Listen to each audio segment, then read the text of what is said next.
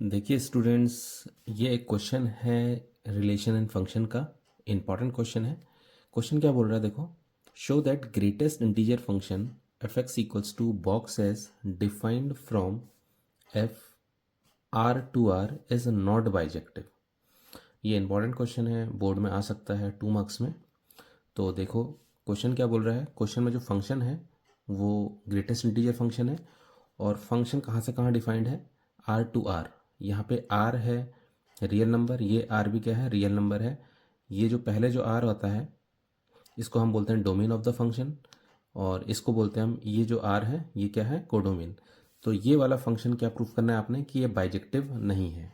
ठीक है, तो हम इसको सॉल्व करेंगे विद एग्जाम्पल। हम इसको एग्जाम्पल सॉल्व करते हुए दिखाएंगे।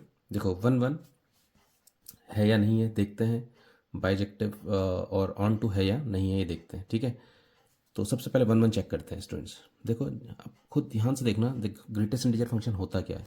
मैं आपको सबसे पहले ग्रेटेस्ट इंटीजर फंक्शन की एक ट्रिक बताता हूँ याद करने की। बहुत बच्चे कंफ्यूज होते हैं। तो सीधे कुछ नहीं करना है आपने, एक नंबर लाइन बना देनी है।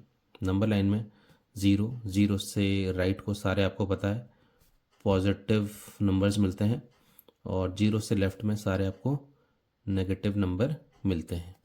ठीक है, तो ये सिलसिला जारी रहेगा कहाँ तक, माइनस इन्फिनिटी तक, और इधर को कहाँ तक, प्लस इन्फिनिटी तक, ये चलते रहेगा। देखो ट्रिक क्या है, ट्रिक ये है कि कोई भी नंबर आप सेलेक्ट करोगे तो ग्रेटेस्ट इंटीजर जो होगा वो हमेशा क्या रिटर्न करेगा, हमें एक इंटीजर रिटर्न करेगा। और इंटीजर कोई भी आप सेलेक्ट करोगे, कोई भी रियल नंबर सेलेक्ट कर लो, इंटीजर हमेशा कहाँ को जाएगा,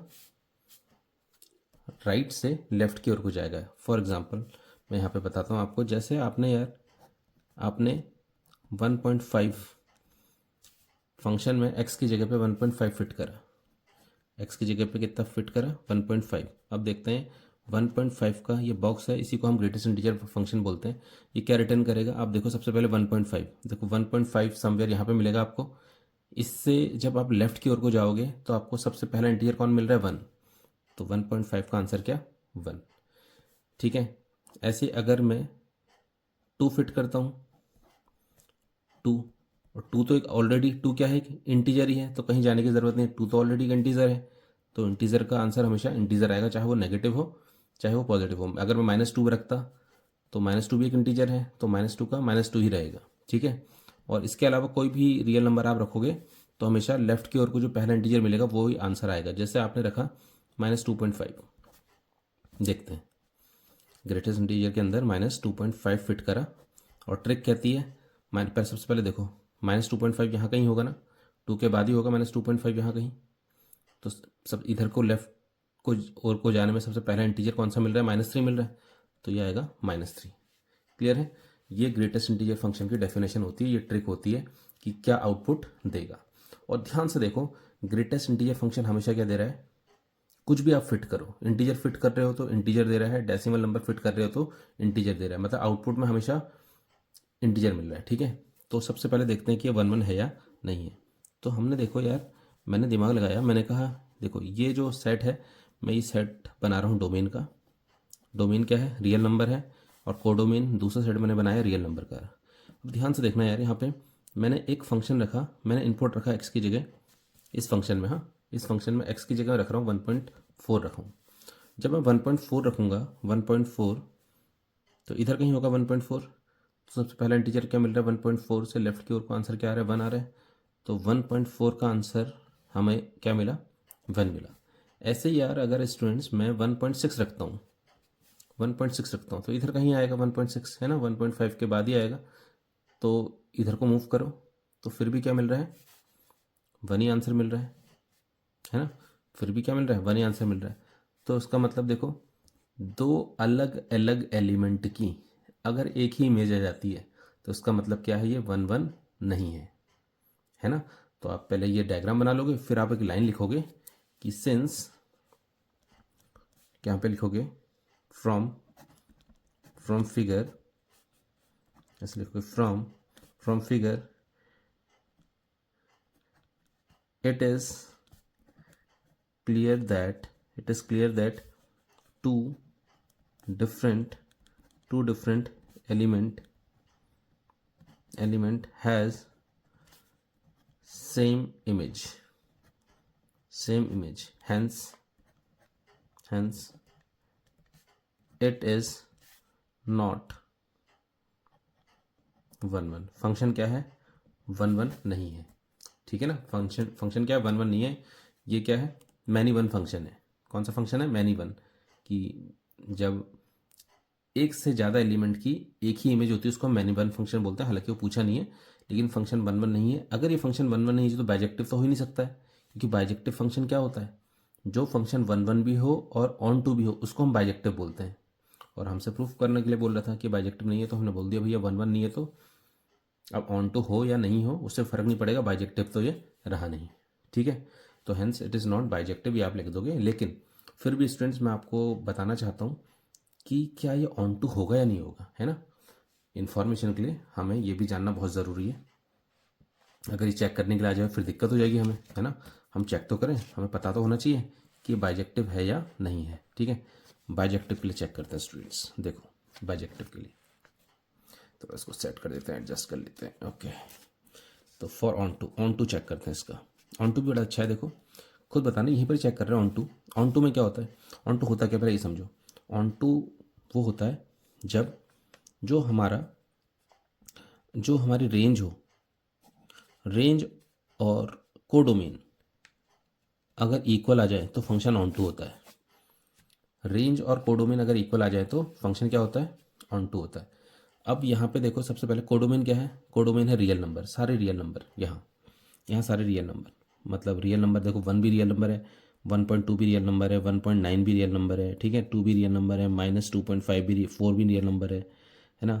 तो ये सारे रियल नंबर हैं, ओके। अब खुद ही बताना, तो ये तो रेंज हो गई, सॉरी ये क्या हो गया? ये तो हमारे पास क्या हो गया? कोडोमेन हो गया। जो सेकंड सेट होता है पूरे का पूरा कोडोमेन होता है। रेंज क्या होती है? रेंज वो होती है कोडोमेन के वो एलिमेंट जो कनेक्टेड होते हैं। कोडोमेन के वो एलिमेंट जो कनेक्टेड होते हैं उसको क्या बोलते हैं? हम रेंज बोलते हैं। फिलहाल यहाँ पे 1 तो कनेक्ट है। अब खुद ही बताओ यार, मैं अगर यहाँ पे 2 लिखता हूँ तो 2 का आंसर क्या आएगा? 2 ही आएगा, क्योंकि इंटीजर का आंसर इंटीजर ही आता है, ठीक है। और ऐसे ही अगर मैं कुछ लिखूँ, जैसे लाइक मैंने 1.9 लिखा, 1.9 का आंसर क्या आएगा? खुद ही बताओ। 1.9 इधर कहीं होगा, 1.9 का आंसर 1 आएगा, 1 आएगा। तो ऐसे ही देखो, खुद ही दिमाग लगाओ। कुछ भी आप इस फंक्शन में, इस दिए हुए फंक्शन में स्टूडेंट्स, कुछ भी आप रियल नंबर रखो, हमेशा ये आउटपुट क्या देगा? इंटीजर देगा ना। इंटीजर देगा ना, मतलब 2 कनेक्ट हो जा रहा है, देखो 1 कनेक्ट हो जा रहा है, तो डेसिमल नंबर तो कभी कनेक्ट हो ही नहीं पाएंगे। यहाँ से यहाँ डेसिमल नंबर की मैपिंग तो मिलेगी ही नहीं। क्यों? क्योंकि फंक्शन क्या दे रहा है? फंक्शन हमेशा एक इंटीजर दे रहा है, इसीलिए इस फंक्शन को ग्रेटेस्ट इंटीजर बोलते हैं, कि हमेशा आउटपुट में क्या देगा? इंटीजर देगा। तो रेंज तो भैया इंटीजर हो गई। रेंज क्या हो गई? क्योंकि रेंज क्या होता है? रेंज कोड डोमेन के वो एलिमेंट होते हैं जो हम कनेक्ट कर पाते हैं, जिस पे एरो ड्रॉ कर पाते हैं। तो 1 पे एरो ड्रॉ हुआ, 2 पे हुआ, ऐसे 3 पे भी हो सकता था, 4 पे भी हो सकता था। लेकिन एरो किस पे ड्रॉ होगा? केवल इंटीजर्स पे ही ड्रॉ होगा, है ना। ये डेसिमल नंबर तो कभी भी इन पे एरो ड्रॉ ही नहीं कर पाएंगे हम, ठीक है। तो रेंज क्या है हमारे पास? रेंज तो क्या है? रेंज है integers only, integers.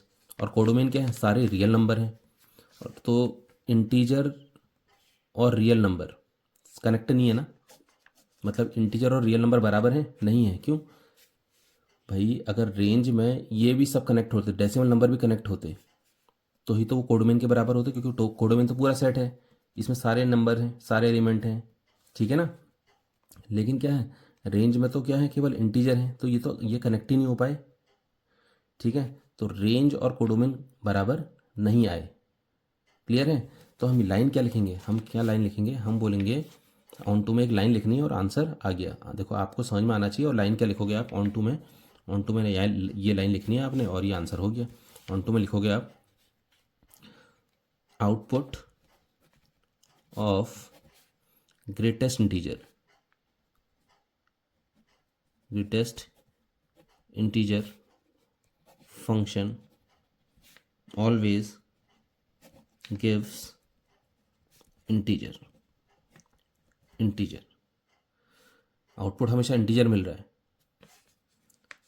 But codomain is real number, codomain is real number. Codomain तो क्या है, रियल नंबर है। अगर आउटपुट भी रियल नंबर आ जाता, अगर आउटपुट भी रियल नंबर आ जाता, और आउटपुट को ही हम रेंज बोलते हैं ना, आउटपुट भी रियल नंबर आ जाता, और कोडोमेन तो रियल नंबर है ही है, कोडोमेन तो रियल नंबर है, आउटपुट भी रियल नंबर आ जाता तो बराबर हो जाते। और अगर ये बराबर नहीं है, जो कि है इस केस में, क्योंकि आउटपुट इंटीजर मिल रहा है और कोडोमेन क्या है, रियल नंबर है, तो आउटपुट आउटपुट क्या है, इंटीजर है, जिसको हम क्या बोलते हैं, इसको हम क्या बोलते हैं, इसको हम रेंज भी बोलते हैं, आउटपुट को भी रेंज बोलते हैं। Is not equals to codomain, जो कि क्या है, is not equals to real number, और रियल नंबर क्या है स्टूडेंट्स, कोडोमेन है, codomain. Hence hence function is not onto, hence function is not onto. मेरे ख्याल से बात क्लियर हो गई होगी स्टूडेंट्स। ऑन टू फंक्शन कोई भी, इसी क्वेश्चन में नहीं, कोई भी क्वेश्चन में रेंज और कोडोमेन अगर बराबर नहीं आते तो फंक्शन ऑन टू कभी नहीं होता है। ऑन टू होने के लिए रेंज और कोडोमेन को बराबर होना पड़ता है। रेंज क्या होती है, range output values of function होती है। फंक्शन का जो भी रिजल्ट आएगा उसी को हम रेंज बोलते हैं। फंक्शन का रिजल्ट क्या है, केवल इंटीजर ही तो दे रहा है यार, है ना, और कोडोमेन तो क्या है, डेसिमल नंबर भी है, तो रेंज और कोडोमेन तो बराबर हुए ही नहीं, इसलिए ऑन टू नहीं हुआ। 1 1 भी नहीं है और ऑन टू भी नहीं है, ठीक है ना, तो इसलिए बाइजेक्टिव नहीं हुआ। ठीक है, मेरे ख्याल से समझ में आया होगा students. Thank you so much for watching.